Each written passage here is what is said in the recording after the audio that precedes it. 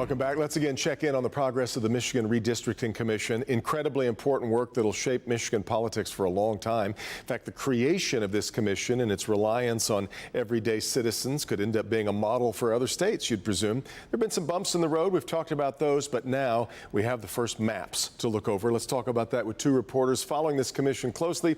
Sergio Martinez Beltran from Bridge Magazine and Ben Solis from Gongwer News Service. Ben, let me start with you. And I don't know how many of us thought we would see a grid or boxes and rectangles.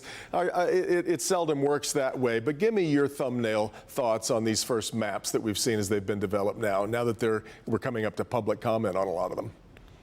Certainly. Well, they've been working on these for, about a month and a half now. So a lot of work has gone into it. But, what we're seeing now is a holdup as they're trying to reconfigure some of these maps based on partisan fairness. They thought that they were mostly done. And after a partisan fairness look last week, they, presumed that they had less work to do than they thought. But now this week, we're learning that there's quite a bit more work to do, especially on the state house map. They have the Senate map pretty much done. And the congressional map, they're still doing a few tweaks here and there. But the state house map is really giving them some grief.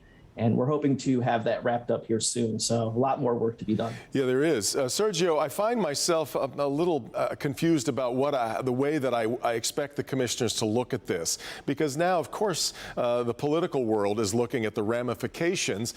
And I'm wondering, should the commissioners be worried about the politics of it? Or should they be agnostic and just trying to figure out which communities belong together in voting blocks and which ones don't? Or am I being naive?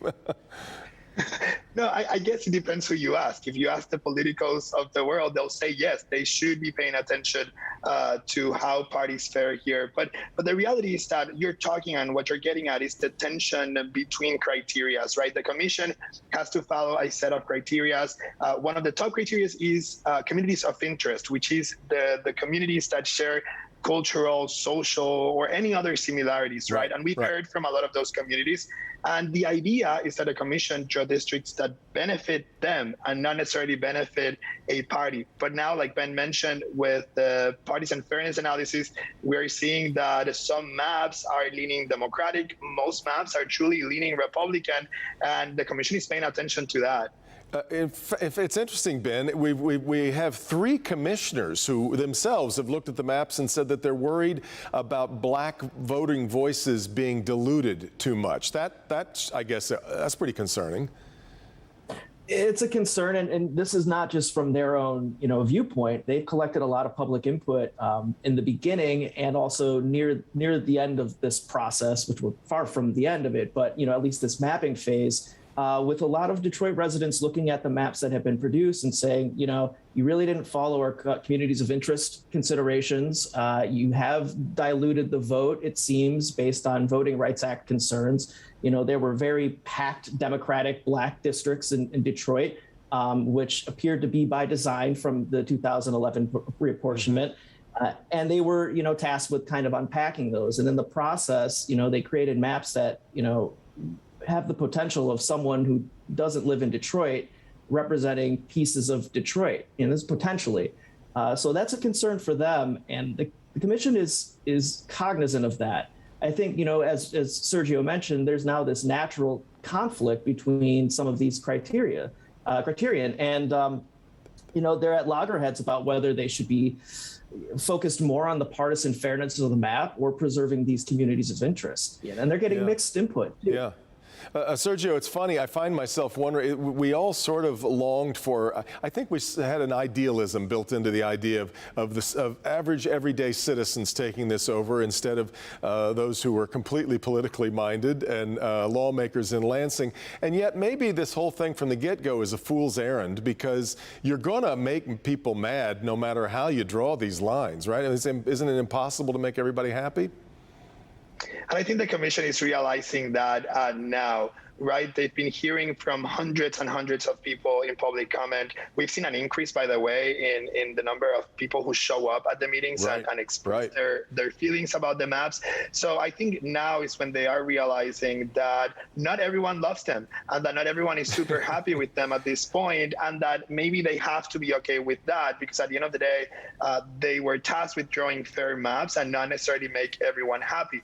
The interesting thing, though, is that now they're receiving heat from both sides. They're receiving complaints from the Republican side, which has been complaining about this commission since before its conception, but also from the Democratic side and progressive groups who have been complaining about their processes as well. Yeah. Ben, we've known that we're obviously losing a congressional seat the next time around, and this big game of congressional musical chairs, we were going to end up with two incumbents, perhaps having to fight it out among each other, the rare two incumbent race. Have we been able to get a sense yet? You talked about the congressional maps still being worked on. Do we have a sense yet of where the fault lines are going to be and whose seat is most likely to be the one that's gone? Yeah, I mean, there's some melding of districts going on in Metro Detroit, but I think the big ones that you'll see are between, Republicans. You got Fred Upton's district that, is kind of growing a little bit. And so that might box out Huizenga. So they got to figure out, what they're going to do. It's not a requirement that, if you get drawn into someone's district that you move. It's politically advantageous for you if you want to, be able to get your seat back.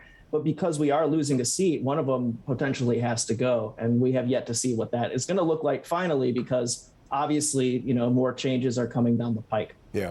Sergio, I've only got about 30 seconds left. Is it too early I mentioned that the rest of the country is watching this. Is it too early for us to decide whether this is a model for others to do it? Or has this been a pretty good process? I think it's 50-50. It's definitely a model on democracy and transparency in a way, but we don't know if the maps are going to end up being more fair. So I think it's too early. Yeah. Yeah. Sergio and Ben, thanks so much for the update. I know you guys have been working tirelessly on this. Thanks for being here, and I hope we'll talk to you again about it soon on Flashpoint. We come back, we'll dig into the race for Detroit City Clerk with the challenger to Janice Winfrey. This is Flashpoint on Local 4.